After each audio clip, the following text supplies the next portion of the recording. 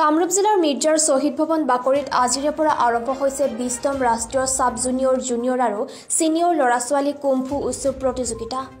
Assam kung fu উচ্চ সন্থাৰ উদ্যোগত তথা ভাৰতীয় কুম্ফু উচ্চ সন্থাৰ অধীনত মিৰ্জাৰ শহীদ ভৱন বাকৰিত 20তম ৰাষ্ট্ৰীয় সাব জুনিয়ৰ আৰু সিনিয়ৰ ল'ৰা-ছোৱালী কুম্ফু উচ্চ প্ৰতিযোগিতাখন আৰম্ভ হৈছে। দেশৰ 22খন ৰাজ্যৰ 559 গৰাকী ল'ৰা-ছোৱালী খেলুৱৈ অংশগ্ৰহণ কৰা খেলখন আজি শুভ উদ্বোধন কৰে অসম কুম্ফু উচ্চ সন্থাৰ সভাপতি তথা পলাকবাৰী সমষ্টিৰ বিধায়ক হেমাংগ ঠাকুৰীয়া আৰু ৰাষ্ট্ৰীয় খেলুৱৈ তথা বিশিষ্ট ব্যৱসায়ী অনিল দাসে। আজিৰ উদ্বোধনী অনুষ্ঠানত উপস্থিত থাকে কেবিনেট মন্ত্ৰী চন্দ্ৰমোহন পাটোৱাৰী, গুৱাহাটী লোকসভা সমষ্টিৰ সাংসদ কুইনুজা, ভাৰতীয় কুম্ফু উচ্চ সন্থাৰ সম্পাদক হাৰজিত সিং, অসম কুম্ফু উচ্চ সন্থাৰ সাধাৰণ সম্পাদক পংকজ কুমাৰ দাস, কাৰ্যকৰী সভাপতি বাবুল দাস, উপসভাপতি চন্দন কুমাৰ নাথ, পৰাগ চৌধুৰী, বিশিষ্ট ব্যৱসায়ী তথা ঝাৰখণ্ড চৰকাৰৰ উদ্যোগ বিভাগৰ উপদেষ্টা শৈলেন্দ্ৰ প্ৰতাপ সিং, সমাজসেৱক কুশল ডেকা, আন্তঃৰাষ্ট্ৰীয় খেলুৱৈ তথা ভাৰতীয় কুম্ফু উচ্চ সন্থাৰ টেকনিকেল সম্পাদক ধৰ্মেশ্বৰ হালৈ।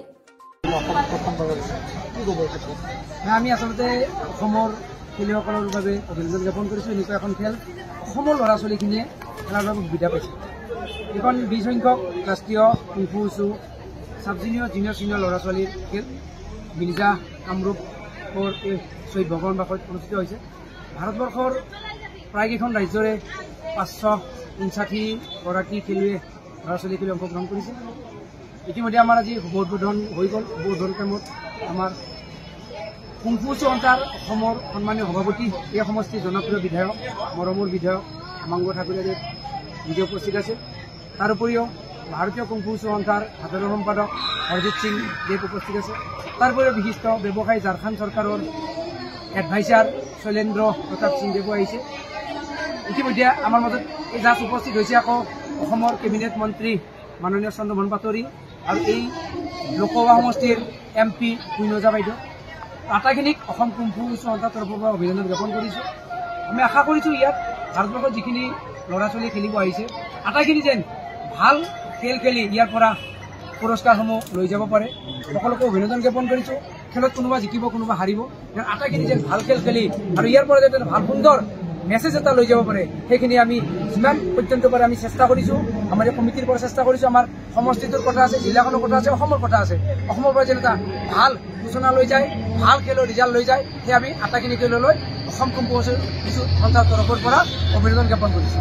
মোক কিমানখন ষ্টেটৰ পৰা খেলুৱৈ আহিছে? 22খন ৰাজ্যৰ 559 গৰাকী ল'ৰা ছোৱালী খেলুৱৈ ইতিমধ্যে আমাৰ ইয়াত অংশগ্ৰহণ কৰিছে।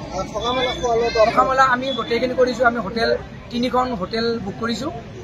এই 3খন হোটেলত আটাইখিনি ল'ৰা ছোৱালী আছে। থকা মেলা ইয়াত ওচৰতে আমি কৰিছোঁ। কিছুমানে ভেজ নন ভেজ দুইটা চলিছে। মোটামুটি ধৰক অফিচিয়েল আৰু প্লেয়াৰ লগ লাগি 700-750 মানুহ ৰেগুলাৰ খোৱা লোৱা ব্যৱস্থা কৰিছে। আমি যিমানখিনি পাৰোঁ ব্যৱস্থা কৰিছোঁ যেন কোনো খেলুৱৈ বাহিৰৰ খেলুৱৈ অসমৰ পৰা যেন এনেকুৱা হয় নাযায় যে আমি ভাল খাব পোৱা নাই। আমি এইটো বিচাৰোঁ যেন তেওঁলোকে কয় যে অসমত গৈ সঁচাকৈ বহুত ভাল লাগিছে। ইতিমধ্যে আমাক বাকী ৰাজ্যৰ পৰীক্ষকসকলে কৈছে সঁচাকৈ ইমান ধুনীয়া আয়োজন কৰিছে এই কমিটিয়ে, ভাল লাগিছে। এনেকুৱাকৈ হওক, তেতিয়াহ'লে অসমৰ ল'ৰা ছোৱালীখিনি ভৱিষ্যতত আগবাঢ়ি যাব পাৰিব। ধন্যবাদ। নলবাৰীৰ পৰা ডিপু দাসৰ ৰিপৰ্ট, PI নিউজ।